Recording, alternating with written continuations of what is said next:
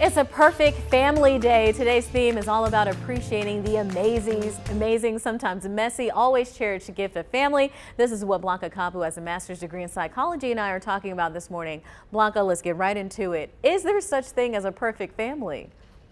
It depends on how you define perfect. Look, the truth is that families can be messy, and the word is subjective, which means it means different things to different people, right? Like what I just said. Look, families have different quirks and they have different challenges, but the perfection comes in when a family they work together, they love and they support each other, and they're working through any type of issue that comes up.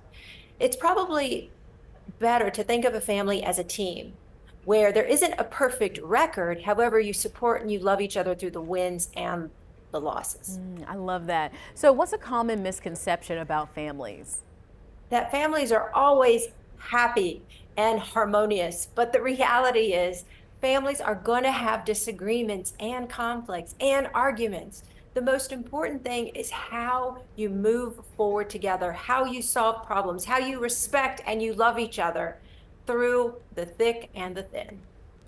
So let's say that we have a viewer out at home watching right now and they say, my family isn't perfect. Maybe there's some bickering or disagreements. They might be thinking, how can I solve these problems constructively without making things worse? Oh, I've got some tips for that. And then one, have a conversation, but you need to make sure that you're in a mental space where you're calm, where you know that you're going to be able to talk openly and honestly about how you're feeling. And then use I statements. I feel frustrated when, and then fill in the blank. That's an example. The reason you use an I statement because it stops any type of blame or criticizing of when you, then I. Yeah, that gets heated. That's like adding gas to a fire, if you will.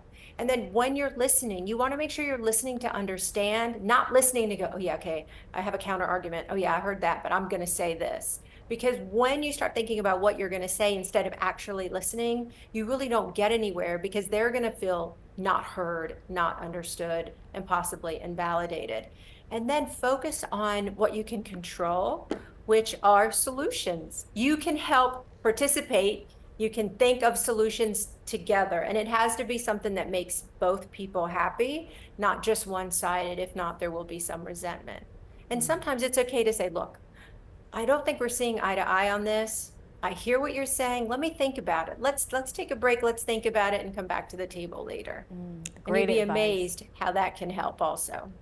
This is some great advice and insight, Blanca. We want to thank you so much, and you can continue this conversation with Blanca on her Facebook page, Blanca Cobb, body language expert.